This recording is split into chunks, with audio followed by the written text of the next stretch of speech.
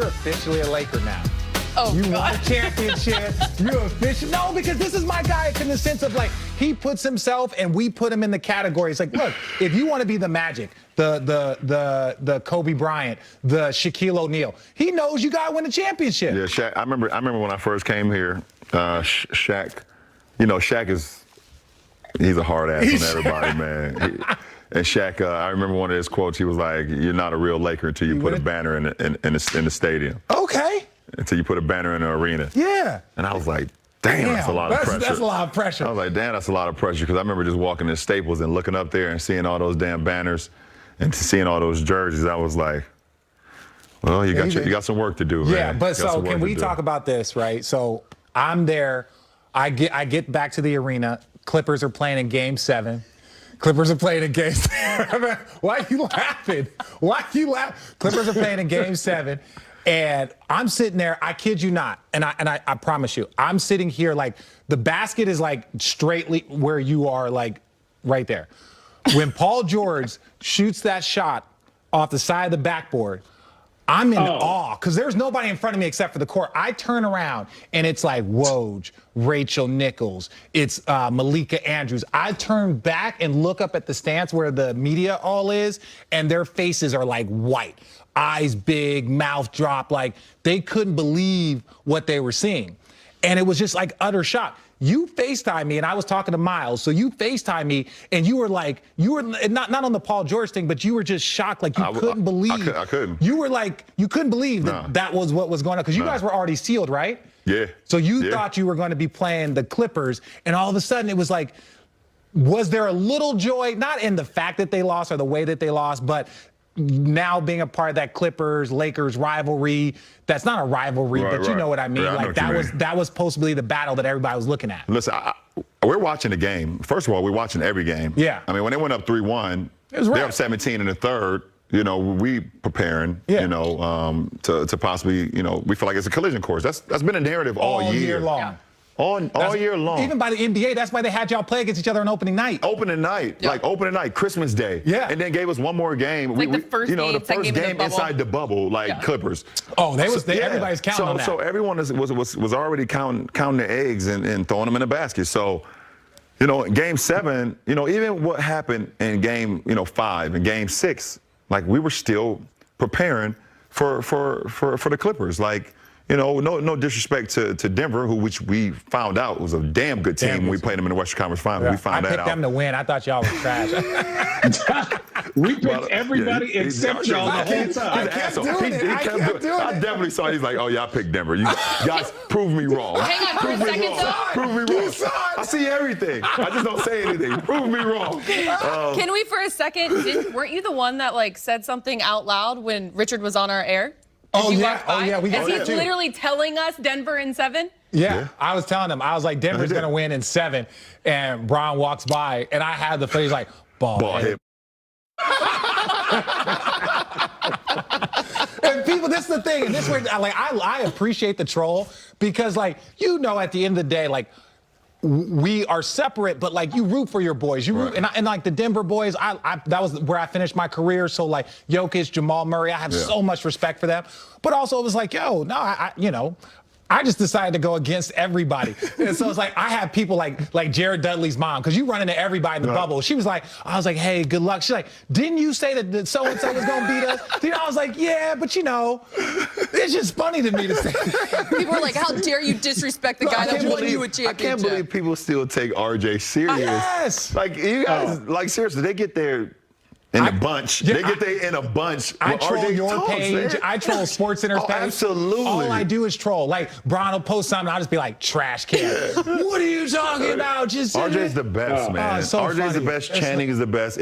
I see Channing on Twitter all the time. Like, they went crazy at Channing a week and a half ago because he said, I don't care. Milwaukee didn't get better because Giannis can't score. People in their mind, they went crazy because all they was thinking, like, the guy averaged 30. What do you mean he can't score? But I know what Channing is basically talking about. Like, you got to break down the game. But everyone is so like instant oatmeal and so surface. Like, did you support him when he said that Jordan? And then he tried to choose one. What seriously went through your mind When when he's he like, said Jordan that? didn't have to do anything but score. No, Bron did one of these. Bron did one of these. By the way, you ever No, seen? listen.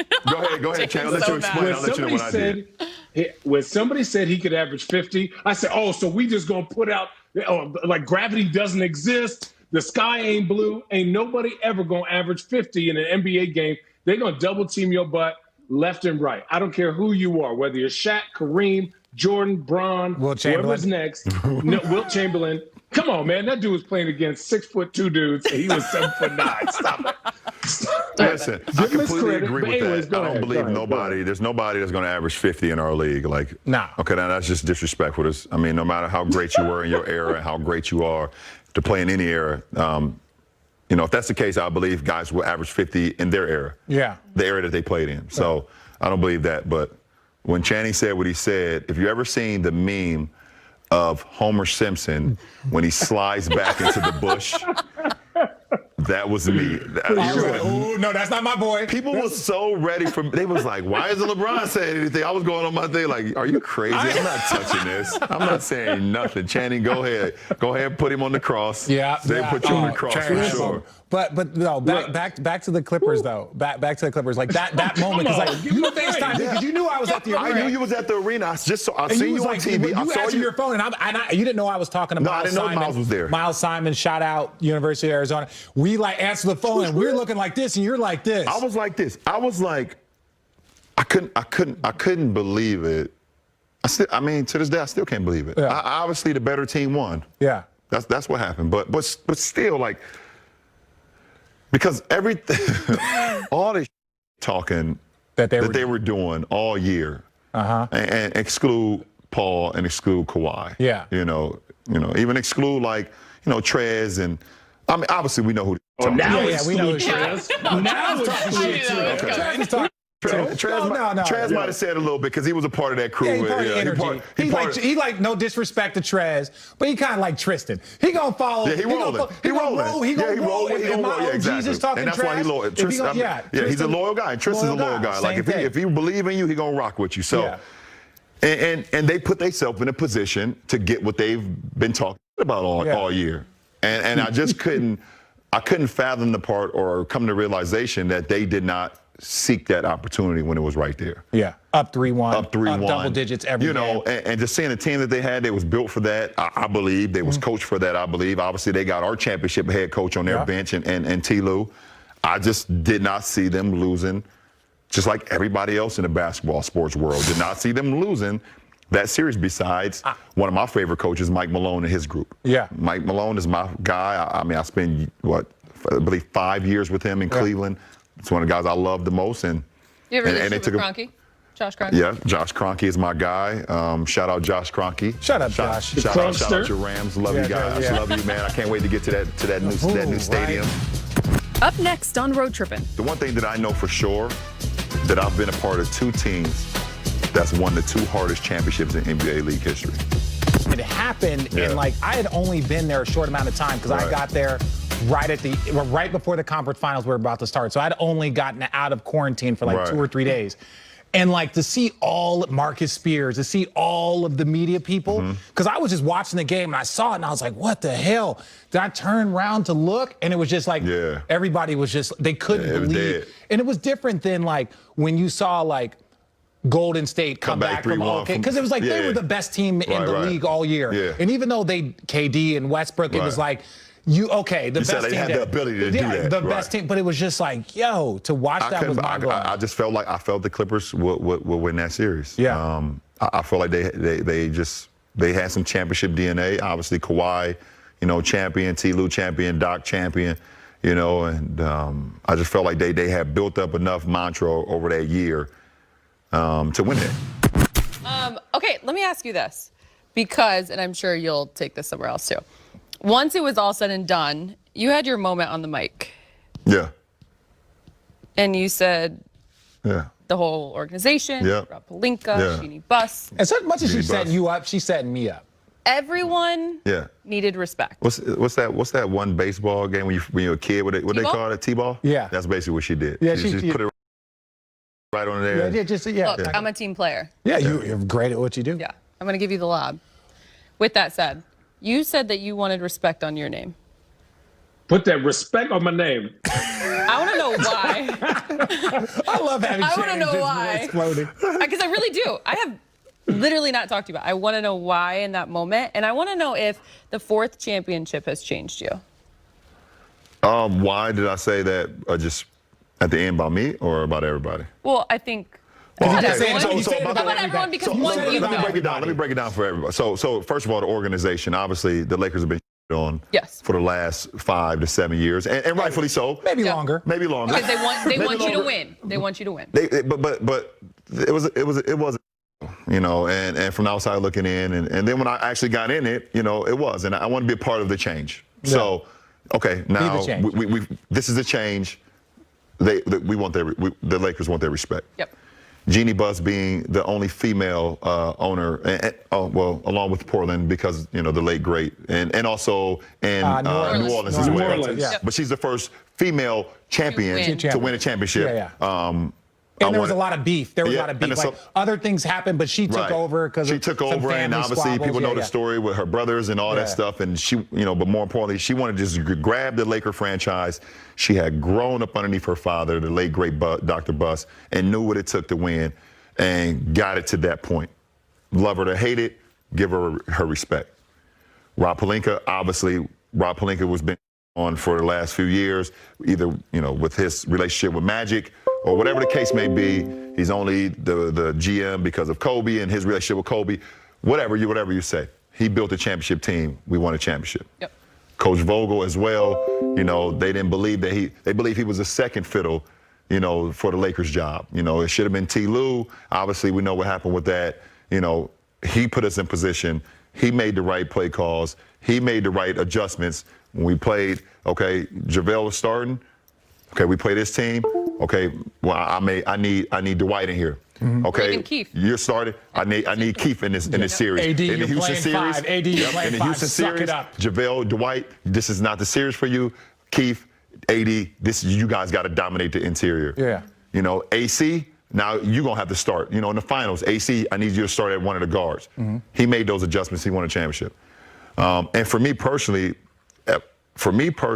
after all that I've accomplished still in this league, there's still a conversation of like doubt, and I can hear and I see it, and I see it on my feed every time I post something with this jackass across from me. I just do it to motivate you. No, and I love it. And I love you too. Just from people that really, that the basketball world, because it's the people on TV and there's writers that write, that people in the basketball world really listen to. Mm-hmm. And they really believe. And I'm not going to give any of those names on this show because they don't deserve it. You want me to? No, I'm joking. I'll retweet it when you tweet it. Okay. Oh my God. Okay. That continue to discredit or continue to not to understand what, you know, the drive that I put into it. You know, they talk about these players, well, he doesn't have that same drive as them, or he doesn't have that same mentality as those. If he did, and they see what I continue to accomplish. So, you know, it was a reassurance to myself, but it was also like to the naysayers and to the haters, which will always be there, even after I'm done playing. I'm But it's just always letting them going to know be that I right hear it. here. And to Channing. Right here. Yeah, you know, I hear it, I see it, and just like one of the words I've been using today, holding them accountable. Yeah. And I'm holding them accountable. Well, this is the part that, like, I always consider you like big little brother. Big brother because, you know, I respect, like, all the things that you do. Little brother because I've watched you since you came in, like so many other people. But there was one part that caught me in your, like, speech at the end when Rachel tried to tee you up. A couple years ago, after we won the championship, you said, look at his face. You said, you know what? And I understood because I was a witness No pun intended. I was a witness. No pun intended. You were like, I believe that right there, after we won championship, made me the greatest because you had done something that had never been done before. Our team had done something that had never been done before. And people don't understand from an athlete standpoint the confidence and the mental confidence that we have to instill in ourselves. And so I watched it and I was like, kind of like not the Channing Jordan. It wasn't that, but I was like, ooh, our guy's got a lot of haters that are going to use this against him. And so the same moment, now your fourth championship, and that same opportunity was given to you by Rachel Nichols and said, like, hey, where do you think is this do it? And where I think even as a 35-year-old and you've accomplished what you've accomplished, you took a step back. And you were like, you know what? I'm smarter, I'm wiser, even than I was 4 years ago. You know what? That's not for me to decide. That's for everybody else. People are always going to argue that. So, like, I viewed it as a moment of maturity, right? Like, why is it that you took a step back in that moment? Not saying that you changed your mind or any of that. Because I realized that the conversation is going to continue to happen no matter what. And it's great for the game. Yeah. It's great for the barbershops. It's great for the game. It's going to continue to happen. I don't know why. The one thing I don't understand is, like, you never hear, the greatest quarterbacks always talked about. You never hear, like, who's the greatest quarterback, Brady or Montana. Yeah. You got Montana with 5, you got Brady with 6. Yeah. Or you used to hear the Peyton and Brady thing when they played, but, Brady started to win a lot more and things of that nature. But you never hear, like, every single conversation. Even baseball. It's like Babe Ruth, and then people just move on. Right, they just move on. No more arguments. Right, Babe no Ruth more is the arguments. greatest baseball player. Right, exactly. So, well, other sports, hockey, you hear Wayne Gretzky. People move on. You haven't heard anything since. You move on. Wayne Gretzky is the greatest. You move on. There's, things of that nature. But, the conversation is going to always be had, and it's great for debates because they want to compare errors. They want to compare players and who they've seen. The one thing that I know for sure, that I've been a part of 2 teams that's won the 2 hardest championships in NBA league history. The 2016 Cavs coming back from 3-1 versus 73-9 team, being down 3-1 versus one of the best teams that ever been assembled. 2-time MVP. 2-time MVP. And then what we went through in the bubble. And if you were not in a bubble, you don't quite understand it. You will never, ever understand how hard it was to win that championship, to be able to motivate yourself, to be this is literally out of your whole comfort zone. No family, no family. I didn't see my family for 8.5 weeks. And then it was just my wife. I didn't see my kids until I got out of the bubble, 96 days. Everything you're accustomed to, your own bed or your chef, your sleeping pattern, you're so accustomed to, for me, I'm a routine guy. And when my routine is, like, knocked off, it's like, I don't know, it's hard for me to center myself. So I'm with you. I'm literally in the bubble at times, like, in my room, literally seeing the walls like this, like The Shining. Just blood. Just like blood coming down my walls. I go in the hallway. It's like 2 kids on a tricycle. I'm like, oh, holy what is going on? I got to go home. I'm ready to leave. You haven't seen The Shining.